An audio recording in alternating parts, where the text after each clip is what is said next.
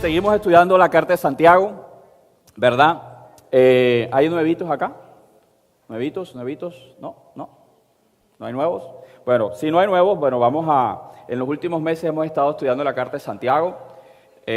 Hoy, pues vamos a mirar y vamos a entrar al capítulo 5 de Santiago. Vamos a darte una pequeñita introducción de qué es lo que corresponde al... Todavía no. No te me adelantes, por favor, todavía no.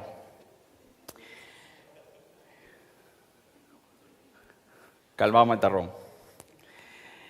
El libro de Santiago, el capítulo 5, habla de problemas económicos, problemas de salud, problemas de aquellos que andan perdidos, y al final pues te da un poco de esperanza en la oración. Eso es lo que encierra en sí prácticamente a grosso modo el libro de Santiago.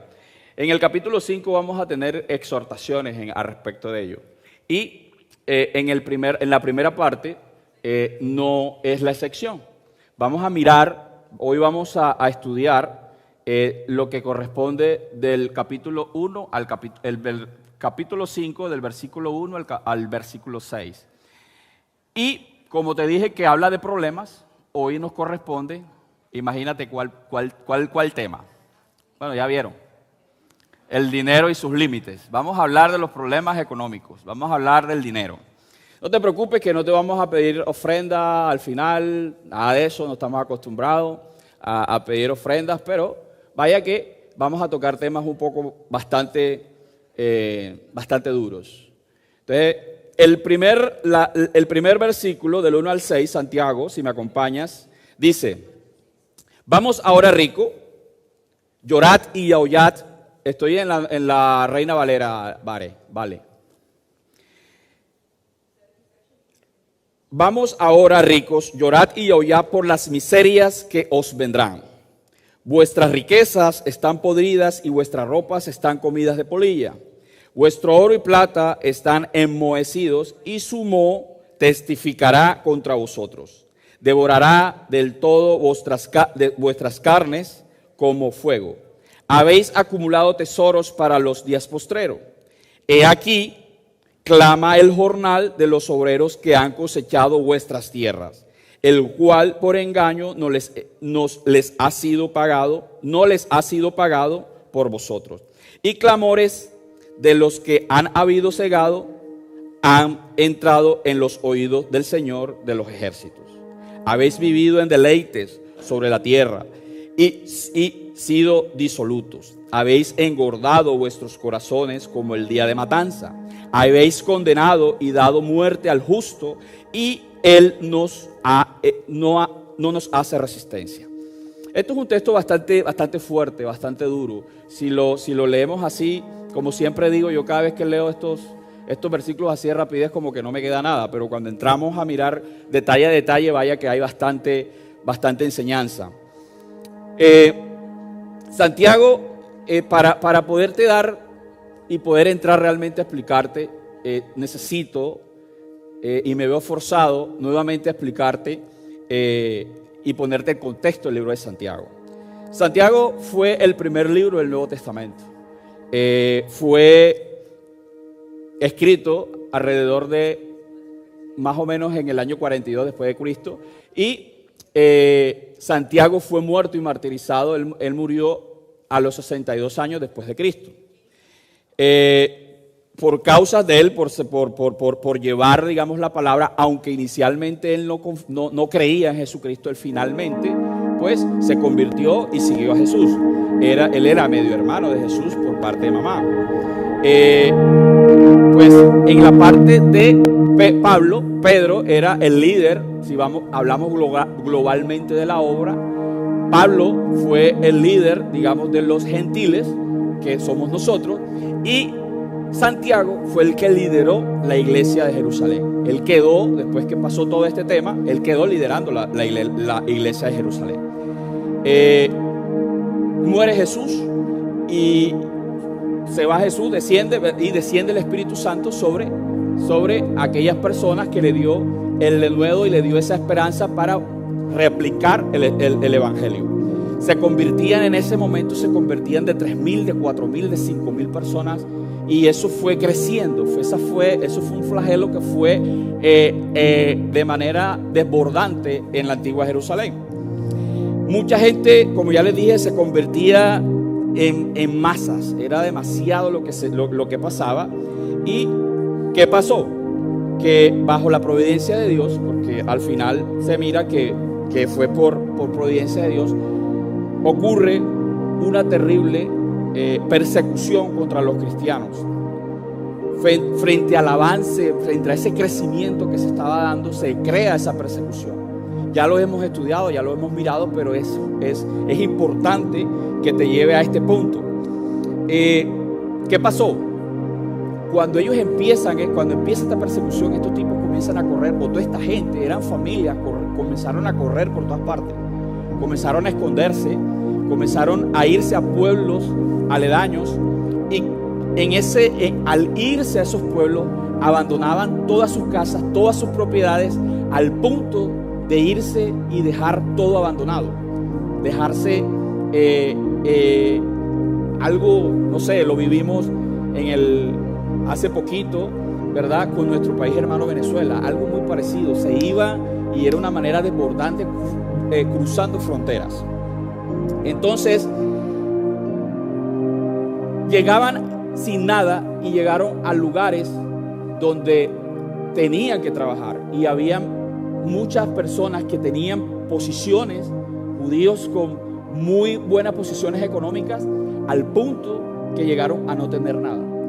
Llegaron a despojarse de todo, y esas personas que tenían alguna posición, ellos llegaban a pedir trabajo, llegaban a venderse por cualquiera porque tenían que comer, tenían que tener algún sustento. O sea, no se nos hace muy raro. Nosotros, aún ese flagelo existe. O sea, nos vamos de nuestros países y venimos a hacer lo que sea. Pero en ese momento, Santiago es donde le escribe a esas personas que estaban en esas situaciones, ayudándoles a confortarles, a darles esperanza, a guiarles, porque llegaron a situaciones donde ellos estaban siendo maltratados, llegando de maneras injustas por esas casas o por esos ricos donde ellos trabajaban. Entonces es allí donde entra este argumento, es donde entra Santiago a hablarles en el primer versículo. Entonces es donde maneja este lenguaje fuerte, sumamente fuerte, porque dice: vamos ahora ricos, llorad y aullad por las miserias que os vendrán. Yo quiero aclarar urgentemente que esto no es que yo mañana me levante y me vaya a una de estas casas donde viven los ricos, o cualquiera de aquí rico, y le diga: este es tu versículo. O sea, Santiago no está condenando aquí al rico. Yo quiero aclarar eso. Santiago no está condenando la riqueza. Santiago lo que está condenando es a esos ricos opresores que tenían a esa gente de manera injusta, sin salario, sin pagarle el jornal, ¿verdad? Es un texto que habla a hombres que no sometían sus riquezas al Señor. Él condena la riqueza. Él no condena la riqueza, él condena al rico opresor. Es importante mostrarte también, y hago un esfuerzo bíblico en mostrarte la base bíblica de esto. Muchos hombres muy pudientes, muy ricos, fueron grandes siervos de Dios. Empecemos por Job. Job fue un hombre demasiado rico, demasiada abundancia tenía, y el tipo lo perdió todo y vino recargado. O sea, le dio el triple de lo que tenía antes. Abraham fue el que lo conocemos como padre de la fe, fue un tipo que tuvo demasiado en abundancia. David, Salomón, Josías, aquellos que están buscando de nombre a los papás, a los niños. Josías fue el papá de Josafat, si no saben. Y este tipo fue el que hizo la reforma, una de las reformas a Jerusalén. Fue demasiada abundancia con ese reino donde él tuvo. Un hombre que habla la Biblia, que es muy conocido, que se llama José de Arimatea. Fue un hombre muy rico, demasiado rico y de linaje. Este tipo tuvo la osadía en aquel momento. Lo que decía Pilato era la ley. Y este tipo tuvo la osadía de ir donde Pilato: papi, regrésame el cuerpo de Jesús, que yo lo voy a enterrar como rey. Y se lo entregaron. Con él iba otro tipo que era demasiado rico también, que se llamaba Nicodemo. Nicodemo, el que en Juan 3 le dice: mira, le dice Jesús, ¿no conocen de estas cosas? Ese mismo, era gente pudiente.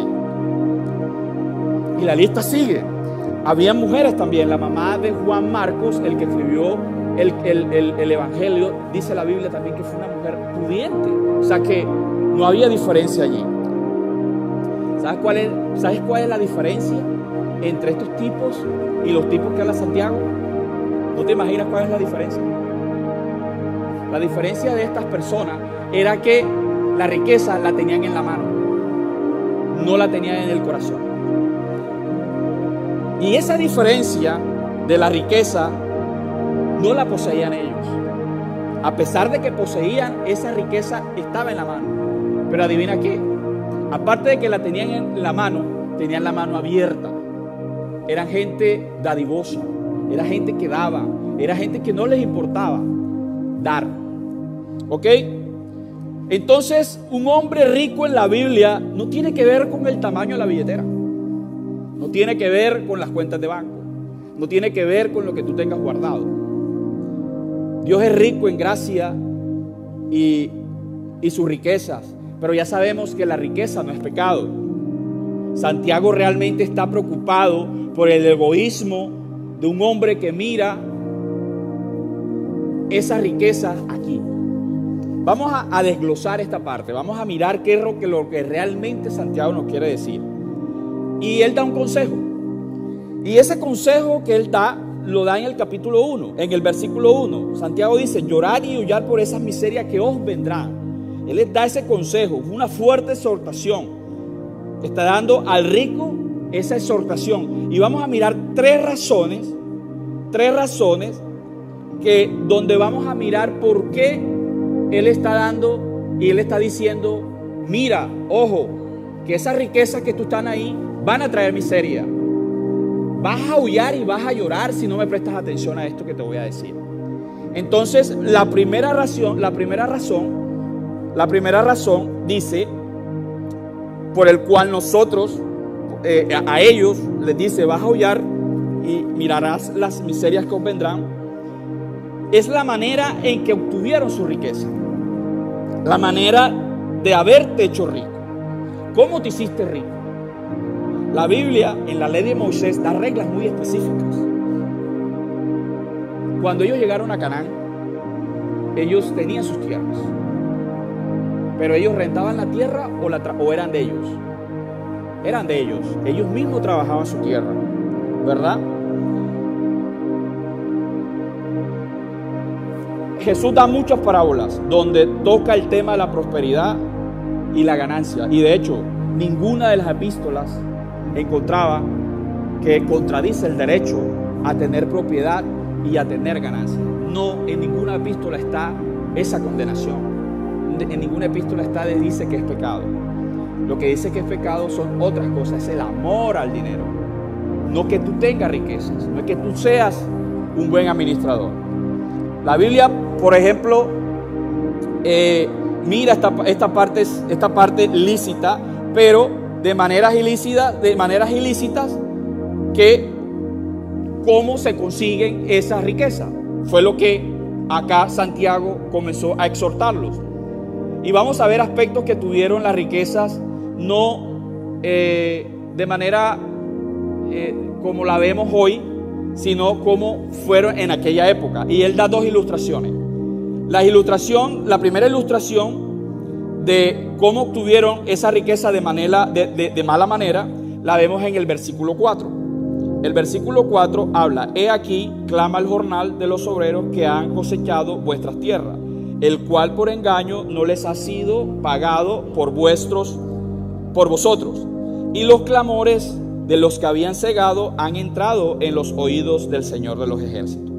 Los obreros eran contratados, muy parecido a lo de hoy, eran contratados por jornales, por día. Te pago si me trabajas. Trabajas 3 horas, te pago 3 horas. Trabajas 4 horas, te pago 4 horas. O sea, vemos que en la historia esto se repite.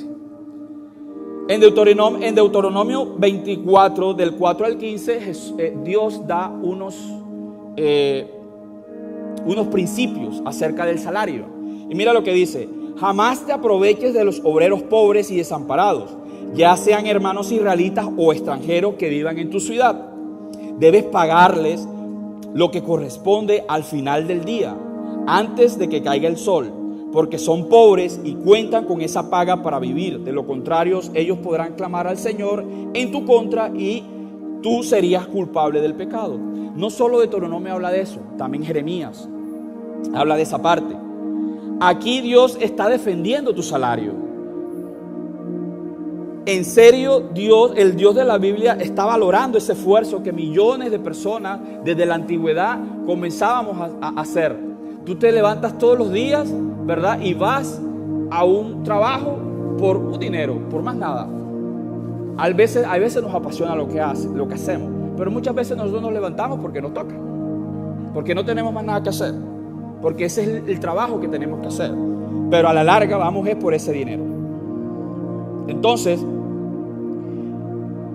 regresando al versículo 4 de Santiago, Santiago dice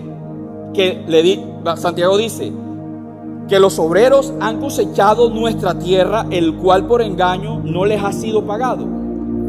¿Qué dijimos por la primera razón? La manera en que obtuvieron sus riquezas. Esto es de manera injusta. Estos hombres ricos contrataban a esos israelitas que salieron de su tierra por persecución, porque no tenían más nada que hacer, y encontraron ese trabajo, le ofrecieron, así sea miseria, la hora a $15, pero lo tomaron. Pero estos tipos, ¿qué hacían? No le pagaban. ¿No se te hace eso familiar al día de hoy? ¿Cuántas personas no has escuchado? ¿Cuántas personas no están ahí que trabajan con una sed, con una hambre, porque no tienen cómo solventar?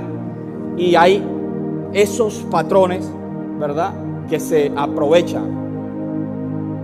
Ahora, ¿cómo veo esto en mi vida? No nos vayamos muy lejos. Seas rico o no, si estás tomando algo que no es tuyo, que no se te ha sido dado, esto es robar, dice Santiago. O aún más profundo, si te estás beneficiando a costa de afectar a otras personas, para eso, dice Santiago, para. No participes en hacerte rico, o de la oportunidad de hacerte rico, o de recibir una comisión en algunos casos, de manera injusta. Y muchas veces nos pasa eso. Los que nos gustan los negocios, los que nos gusta hacer esas actividades comerciales, muchas veces buscamos la trampa. ¿Cómo yo me puedo beneficiar de una situación para salir provechoso? ¿Ok? Nos saltamos al versículo 6. Brincamos dos versículos, ahora regresamos a los otros dos. El versículo 6 dice: habéis condenado y dado muerte al justo, y él nos hace resistencia. La Reina Valera a veces con esos a veces me enreda, pero espero y me entienda. En la segunda ilustración, te hablé de 2 ilustraciones, él habla de la condena, y esto se daba en las cortes. Se habla de manipulaciones de dinero. Dios establece en Israel, ¿verdad?, que los levitas son los que tienen que llevar cualquier inconveniente. Se llevaba a los levitas, y ellos era como especie de cortes, y ahí se determinaba si era justo o injusto. Pero eso a lo largo del tiempo se corrompió, y entonces lo vemos en nuestros países. Aquel que tiene un poder, un mínimo poder político, aquel que tiene un nivel un poquito más alto, puede tener acceso a esos sobornos. Y esa gente, estos israelitas, estas personas en las cortes se corrompieron. Entonces, ¿qué pasaba? Que estos pobres cristianos iban a reclamar el jornal, los denunciaban, pero como estos tenían dinero, no podían acceder a ninguna a nada beneficioso para ellos, porque ellos le pagaban sobornos a estas cortes, ¿verdad? Entonces, por eso él dice: habéis condenado, y lo ha llevado en un sentido más profundo, y dado muerte. Si tú le quitas el sustento a alguien, es muy parecido a matarlo, dice Santiago. Quizás para ti sean monedas. Él va a comprar su pan con esa moneda. Es su pasaje. Y va a tener que caminar para ahorrarse ese pasaje. Y lo estás matando. La dureza del corazón del rico ya no le importó ver más allá. Estás matando a tu hermano. Eso es lo que está exhortando Santiago acá en este versículo. Entonces, la primera razón por la que aullarás y llorarás y las miserias vendrán, dijimos que era cómo obtuvieron las riquezas de manera injusta. Fue por medio del robo y del soborno. Ahora, la segunda razón por la que aullarás es la manera en que usas esa riqueza. Primero es cómo la obtienes injustamente. Ahora, cómo la usas. Ahí sí, tu cartera que está llena, tu banco está, digamos, en condiciones óptimas, la chequera está lista, ¿verdad?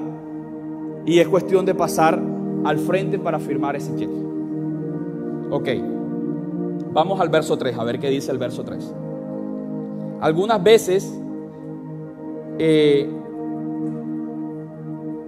echamos la culpa a los ricos, o he escuchado a veces personas que no, porque es que sos rico, porque tú que... Mira, no es cuestión de riqueza, es cuestión de lo que pasa y lo que pasa por nuestras manos. ¿Cómo hacemos uso de eso que pasa por nuestras manos? Eso que todos los días vamos a buscar, eso que todos los días vamos a trabajar. ¿Qué es lo que hacemos con ello? Y mira lo que dice el versículo 3. Vuestro oro están enmohecidos y su moho testificará contra vosotros y devorará del todo vuestras carnes como fuego. Habéis acumulado tesoros para los días postreros. Me brinco al 5. Me brinco 1, me brinco al 5. Habéis vivido en deleite sobre la tierra y sido disolutos. Habéis engordado vuestros corazones como el día de matanza. Te dije que no era pecado, no es pecado la riqueza, pero aún peor es usarlas en deleites. Eso sí es pecado, en deleites desmedidos. Miremos bien el versículo 3. Ahora, el ahorro como tal no es malo ahorrar, es una práctica sabia hacerlo. El ahorro en ese sentido no es pecado, sería si lo miramos desde este punto de vista.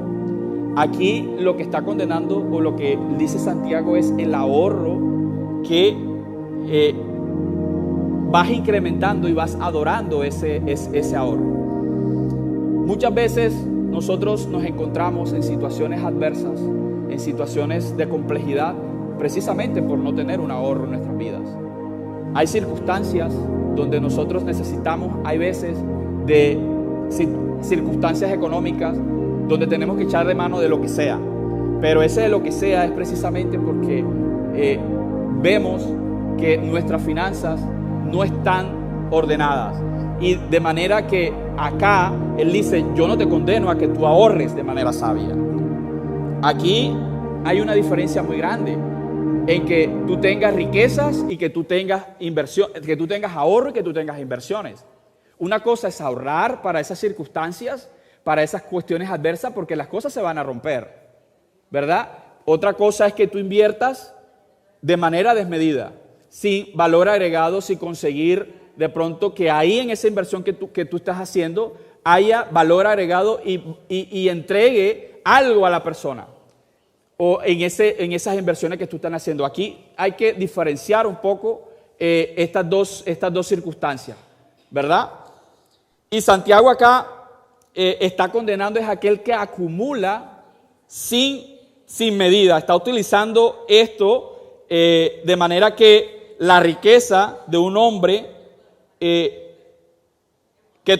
aquel que tuviera tierras, aquel que tuviera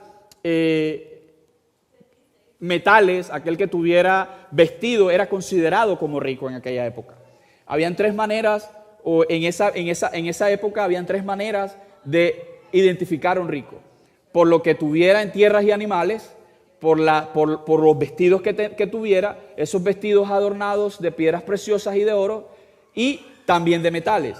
Entonces, allí es donde él dice, el oro, las monedas se enmohecen, se llenan de moho, pero para que esa moneda se llene de moho, tiene que pasar muchísimo tiempo y tú lo tuviste que dejar enterrado mucho tiempo allí.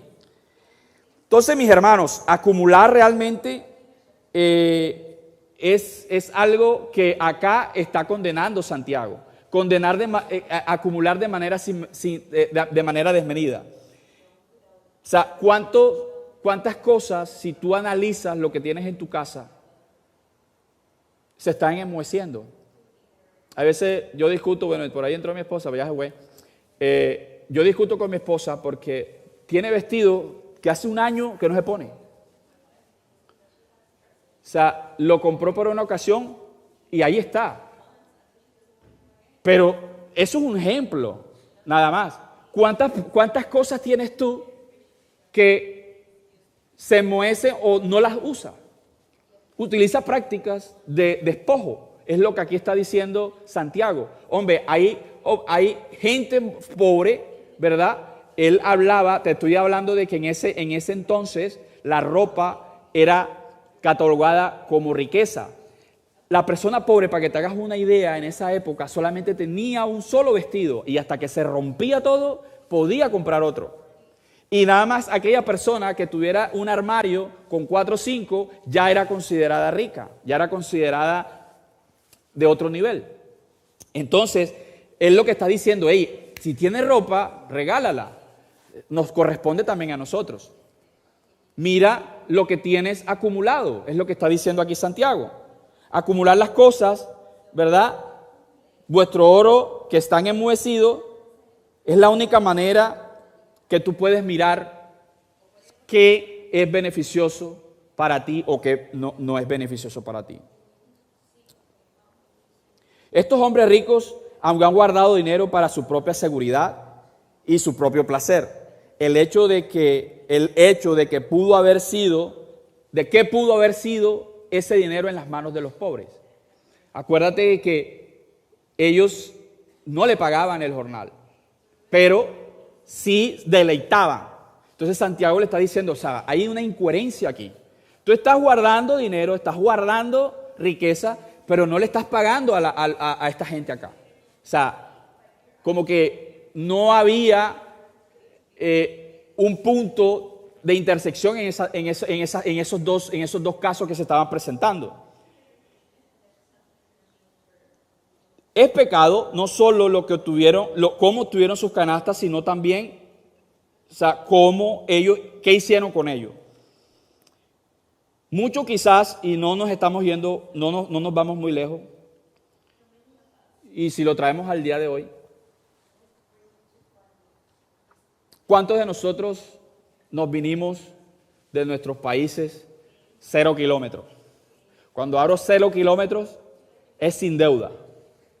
Yo tenía mi dinerito guardadito, los 100 millones de pesos, y me vine para Australia sin deuda.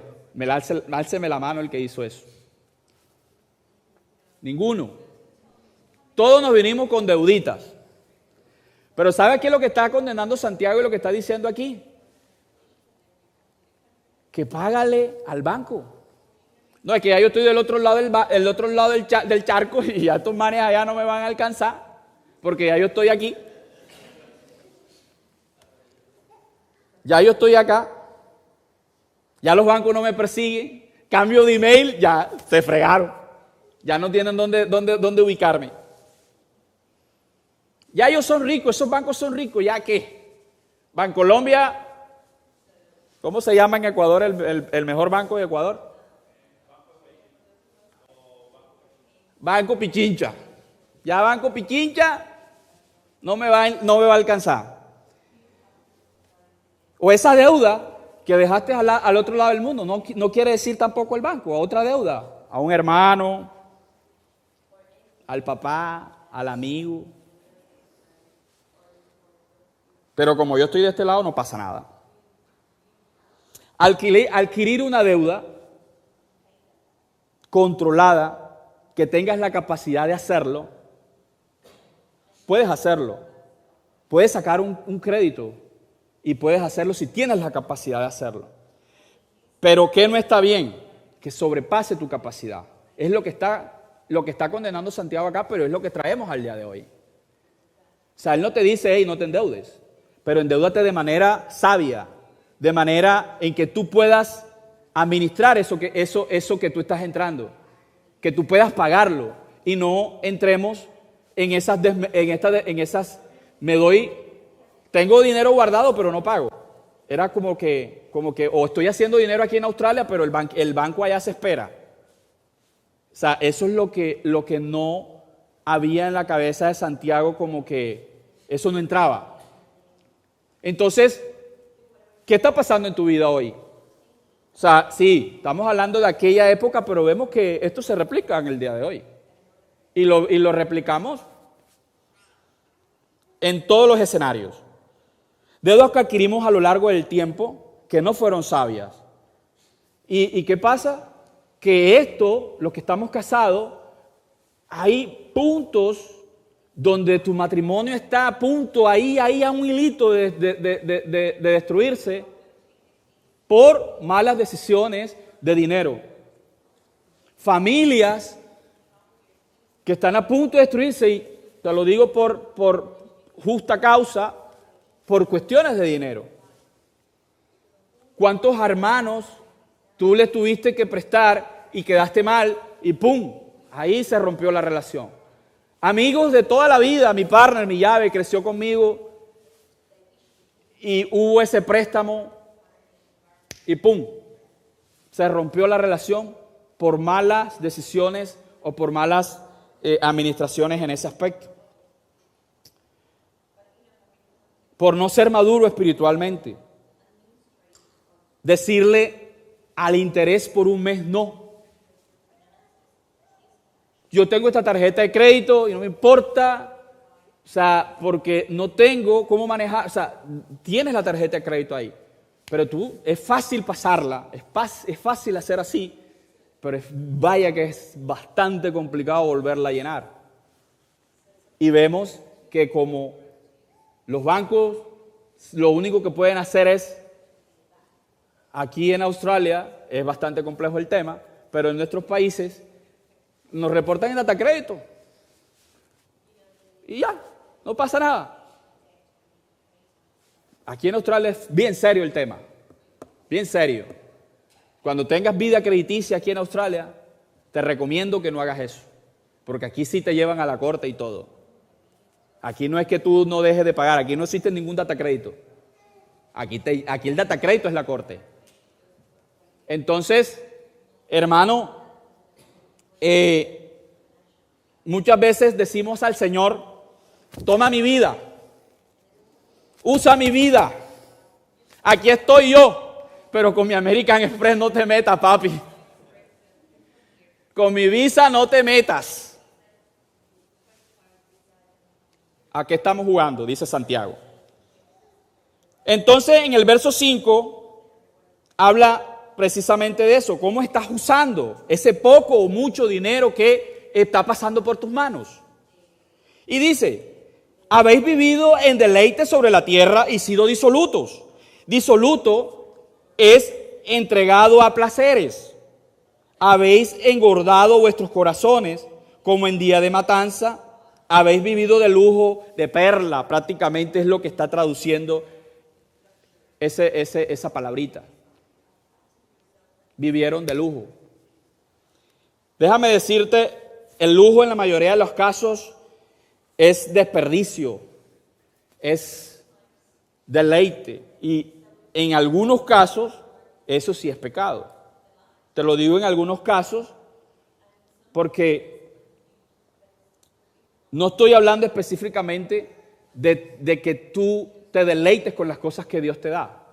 Eso muchas veces es misericordia de Dios cuando tú eres un buen mayordomo. Yo te estoy hablando aquí entonces que vamos a irnos a los tiempos pasados y vamos a vivir de humo y entonces vamos a andar todo escachalandrado. ¿Sí me entienden esa palabra? Bueno, los costeños sí. Los costeños sí, pero no sé si el ecuatoriano me entiende ¿cómo podríamos ponerle un sinónimo a eso? Opa, eso es muy clásico. ¿Ah? No, hombre, eso es como muy mala, no, es cachalandrado, ya. Quedemos ahí. No se trata de eso, no se trata de que tú no tengas tus buenas cosas. Aquí no estamos condenando esto, ¿ok? Tenemos derecho a las bendiciones de Dios. Tenemos derecho a todas esas cosas. Entonces, te pregunto,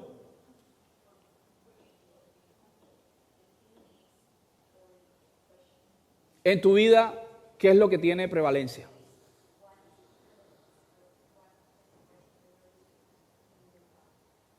¿Qué es primero en tu vida? Cuando viene el salario, cuando te apartas, ¿qué tiene prevalencia? Tu tiempo y tu recurso que le dedicas a Dios, no me malentiendas. O sea, no está mal que tú trabajes, que tú te esfuerces, pero ¿qué pasa al final con ese salario y con esa bendición que tú recibes? ¿Cómo la administras? Y la última razón que dice Santiago acá para terminar es lo que pasará a esas riquezas. Lo que hará esa riqueza en tu vida. Tenemos que entender que somos administradores y mayordomos. Sí saben, los mayordomos en esta época casi no existen, pero yo creo que todos entendemos lo que es un mayordomo. No es mío. El tipo cuida la casa, esa mansión, pero nada de lo que está ahí es de él. Todo lo que pasa por tus manos, todo lo que tú tienes, no es tuyo. Realmente.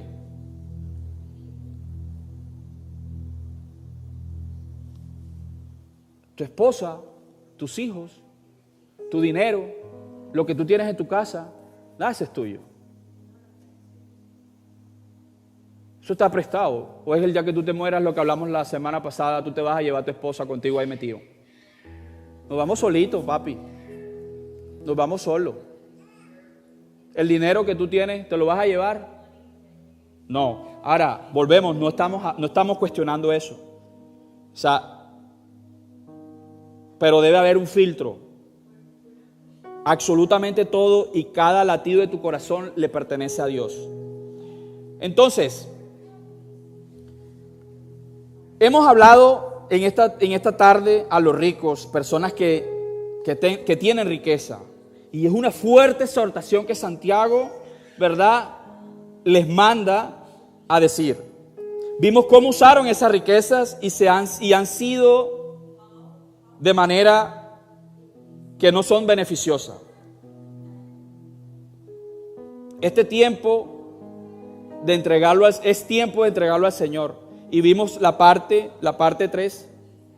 ¿Qué le pasará a esas riquezas? Y se irán ciertamente si no ponemos nuestra vida, nuestro foco en el Señor. Si lo vemos con detenimiento, no es únicamente a las personas que tienen la cartera llena. Somos cualquier persona de nosotros en esta tarde. Dejar de confiar en el dólar, dejar de confiar en esas centenario, eso que está ahí en el banco, es lo que te manda a decir Santiago, en ese trabajo que tú tienes. Necesitamos reevaluar las prioridades, necesitamos humildemente pedir a Dios misericordia y como hemos visto, Santiago pide sabiduría. Y yo te digo a ti, pide sabiduría para poder administrar lo que hoy está en tus manos. Lo que nos van a pagar mañana. Lo que tendremos mañana y lo que nos encontremos mañana. ¿Cómo lo vas a administrar? Eso que pasa por tus manos, ¿qué va a suceder? Si tu casa es que tiene muchos recursos, porque hay aquí algunos que tienen recursos, y no las estás utilizando de manera como Dios le agrada, ven al Señor que Él te ama y Él te perdona. Pero si es el caso que su problema es que no sabes administrar lo que Dios te ha dado y eso ha traído deudas, consigo problemas en tu vida, no sabes decirle no, como te dije, al interés.